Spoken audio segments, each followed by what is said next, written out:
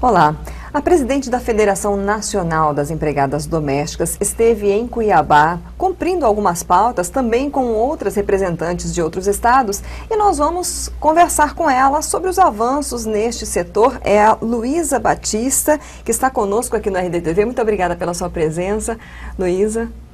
Bom dia, eu que agradeço, né, a oportunidade de estar aqui divulgando o nosso trabalho, né, e divulgando e também informando não só os empregadores, como as trabalhadoras domésticas, né, do que é direitos, do que é deveres, né. É uma oportunidade que a gente tem e agradecemos. Sim, bom, vamos falar um pouco sobre as lutas do setor, né, as pautas para 2017, como é que estão, antes da gente fazer aí um balanço, né, da Lei Complementar 150, o que vocês estão planejando para esse ano que está se iniciando, que está começando agora?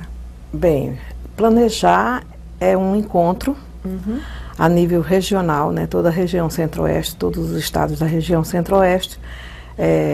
Estamos com o César, que é o presidente do sindicato aqui do estado do Mato Grosso, e temos em pauta um encontro regional, onde vamos estar divulgando junto à sociedade, né, um encontro com as trabalhadoras domésticas, dirigentes e com a sociedade, né, porque vai ter convidados também que não vão estar como patrões nem como trabalhadores, vão estar presentes para participar mesmo do encontro. É muito importante, inclusive, que as pessoas saibam que existe essa organização, né? Porque muitas trabalhadoras e trabalhadores não conhecem, né, a federação, não sabem, às vezes, que em Mato Grosso existe, né, também um representante aqui. Você acredita que falta ainda um pouco de conhecimento, de divulgação da categoria?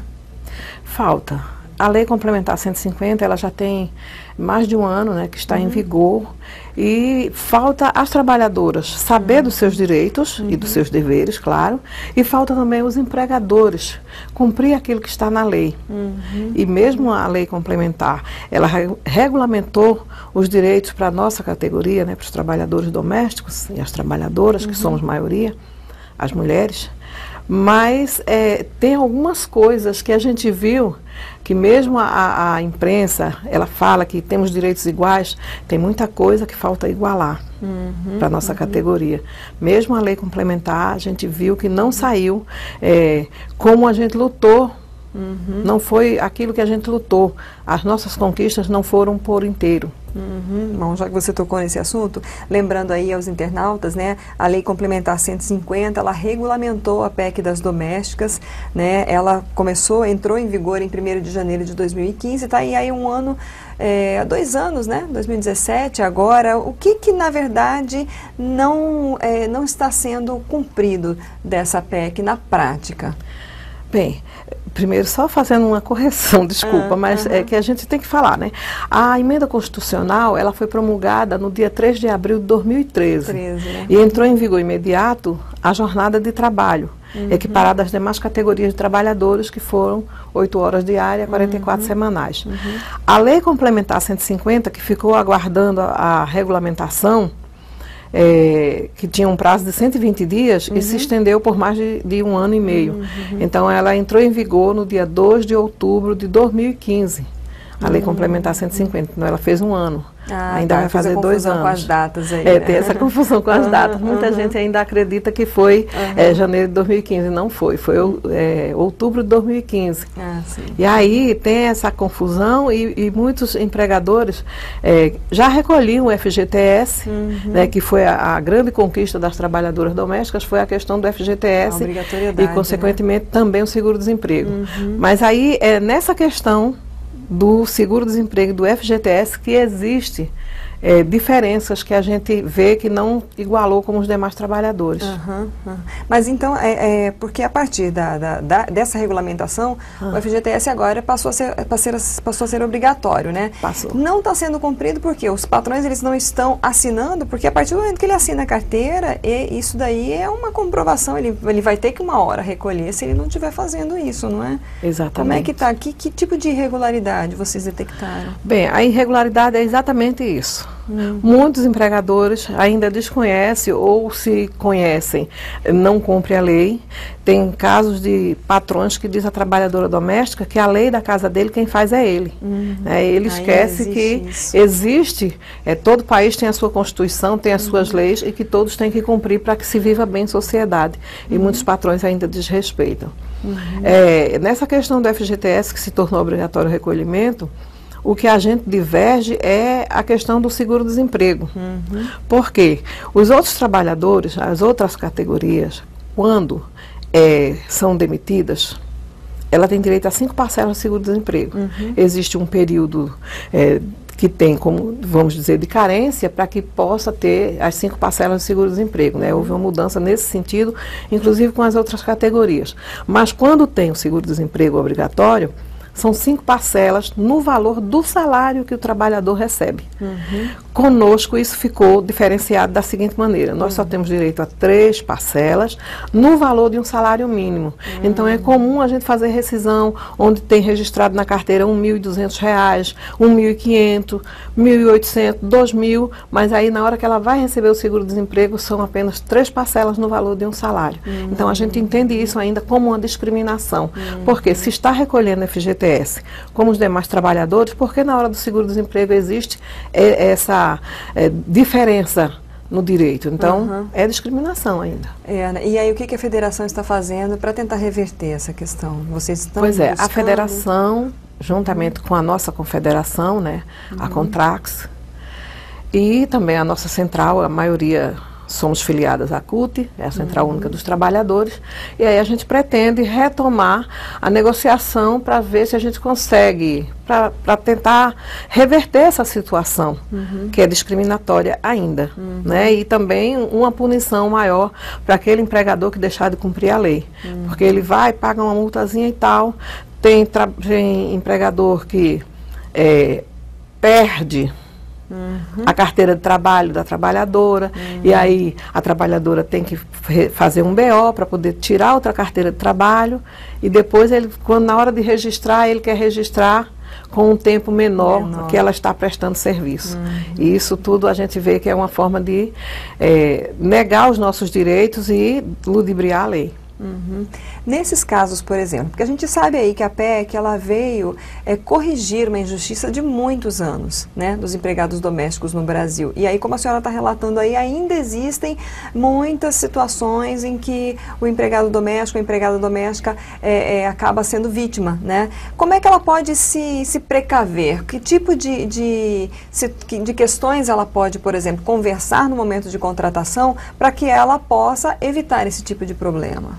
A primeira coisa que ela tem que fazer é, quando ela vai conversar com o empregador, a empregadora, que vai acertar, digamos assim, o trabalho, eu só trabalho com a minha carteira registrada. O empregador ele tem que registrar a carteira com 48 horas. A contar da data que ele registrou até 90 dias, fica como contrato de experiência. Completou os 90 dias, já é contrato por prazo indeterminado. Então, é uma das coisas que as trabalhadoras elas têm que estar cientes, e é por isso que a gente diz, elas devem procurar o sindicato que as representa em seus estados, que é para que ela esteja informada dos direitos dela, dos deveres, porque tudo que dá direito também dá deveres, Às vezes a trabalhadora, ela fortalece o empregador quando ela falta injustificadamente, que aí então ela vai perder 2 dias do salário dela, que é o dia que ela faltou e o repouso semanal remunerado.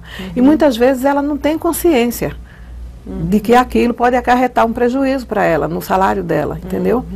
Então é importante por isso, ela saber dos direitos, dos deveres, e já levar a carteira de trabalho, se tiver filho menor de 14 anos, levar xerox do cartão de vacina e xerox da certidão de nascimento, para que essa criança tenha o abono família.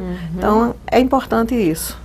Na hora da contratação. Nesses casos, por exemplo, em que a a carteira ela é entregue, né? Pegar de repente um recibo de que foi entregue a carteira. Seria interessante isso, fazer, por exemplo, uma cópia da página onde foi feito o contrato de trabalho. São algumas opções de segurança, digamos. Vocês orientam? O Sindicato de Pernambuco, ele sempre faz essa orientação e a federação orienta que os demais sindicatos também façam isso. Eu me refiro ao Sindicato de Pernambuco porque eu sou a presidenta do sindicato também de Pernambuco.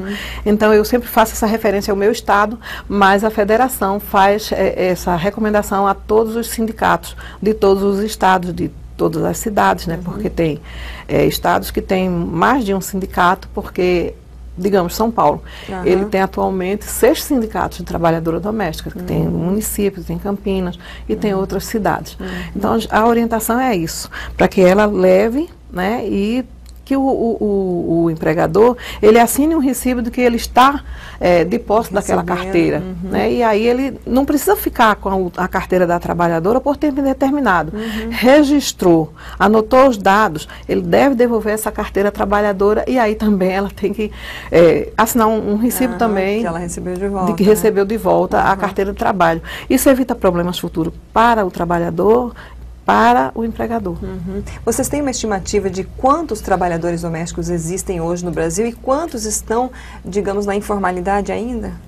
Existe essa estimativa? Olha, a estimativa nós que fazemos os sindicatos, a gente não tem equipe para fazer esse levantamento, mas segundo o IBGE, que é quem faz o censo demográfico de toda a população brasileira, temos cerca de 8 milhões de trabalhadoras domésticas, né? Distribuídas em todos os 26 estados da federação, mais o DF. Então, é uma categoria bem significativa, formada majoritariamente por mulheres negras e analfabetas ou semi-alfabetizadas, que é a herança que a escravidão deixou para nós mulheres negras, foi o trabalho doméstico. Muitas estão no trabalho doméstico, não é por opção, é por necessidade. Né? Não teve a oportunidade quando criança de estudar, de se qualificar. Então, o que é que restou? É a porta de trabalho mais ampla que a mulher negra tem, é o trabalho doméstico. E aí, por isso que a gente tem que lutar para que esse trabalho ele seja valorizado, que ele seja reconhecido como um trabalho de extrema importância para a organização da sociedade, e esse trabalho seja respeitado, valorizado e tenha direitos igual aos demais trabalhadores. E vocês incentivam, vocês nos estados, vocês procuram, por exemplo, orientar a trabalhadora a retomar seus estudos, a de repente, porque às vezes a pessoa ela tem um sonho que foi ali tolhido numa situação de vida, né, independente da vontade dela, né? Como é que vocês fazem esse tipo de trabalho? Bem, o trabalho do sindicato é orientado dos direitos, né? Mas a gente sempre fala. Tem pessoas que chegam no sindicato, já está com 50, já estou com 50 anos, minha filha, eu voltei a estudar com 50 anos. Eu voltei, Luísa Batista, voltei a estudar, eu tinha 50 anos. Eu concluí o ensino médio, eu estava com 53 anos. Exemplo, então, eu acho que todo mundo deve voltar a estudar, não só por uma questão de que eu vou mudar minha categoria profissional. Eu vou voltar a estudar porque eu quero ser uma cidadã alfabetizada, eu quero poder pegar um jornal, uma revista e saber ler, entender, entendeu? E se eu quiser mudar de categoria, melhor ainda, né? Isso aí é um direito de cada uma. Porque o sindicato não vai estimular ninguém a mudar de categoria profissional. Nenhum sindicato faz isso. Agora, o sindicato estimula que a pessoa estude, se qualifique para ser um profissional cada vez mais capacitado e aí tem condições, inclusive, de negociar salários melhores. Sim, com certeza, né? Luísa, muito obrigada pelas suas informações, pela sua presença aqui no RDTV. A gente deseja aí que vocês consigam aí retomar essas negociações, avançar ainda nessas injustiças que ficaram, infelizmente, né?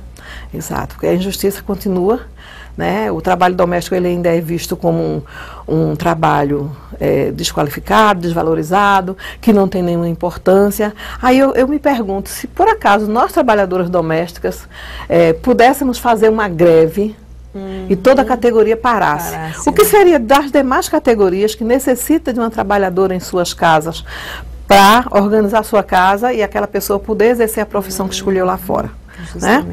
A gente sabe que é difícil, mas eu acho que os patrões, está na hora deles pensar o seguinte: o que seria de mim, enquanto profissional, me realizar profissionalmente, se eu não tenho uma pessoa na minha casa para organizar a minha casa, a minha comida, a minha roupa? Como é que seria, né? Verdade. Então, mas a federação agradece o convite e no dia 24 de abril estamos aí com esse encontro regional. Ah, que ótimo. Muito obrigada. Por nada. Bom, nós conversamos aqui com a Luísa Batista, presidente da Federação Nacional das Empregadas Domésticas, trazendo aí muitas informações importantes. Então você pode aí também passar adiante essas informações, lembrando que em Mato Grosso existe o sindicato. Então, se você não sabe, não conhece direitos, né, os seus direitos, não conhece se a sua situação está regular, se você está sofrendo ou não uma injustiça, né, procure o sindicato, procure informações da federação. Vai ter aí esse encontro regional, né, em abril das empregadas domésticas. É muito importante que seja valorizada essa categoria, que seja valorizado e refeito aí, retomado, né, o que foi histórico, né? Que a gente não deixe perder aí esse direito, né? Que acabou corrigindo uma injustiça muito grande no país. Então, aproveite e compartilhe. Mande adiante essa entrevista. É a Luísa Batista, da Federação Nacional das Empregadas Domésticas. Acesse rdnews.com.br/rdtv ou vá lá no canal do RD News no YouTube. A gente se vê na próxima.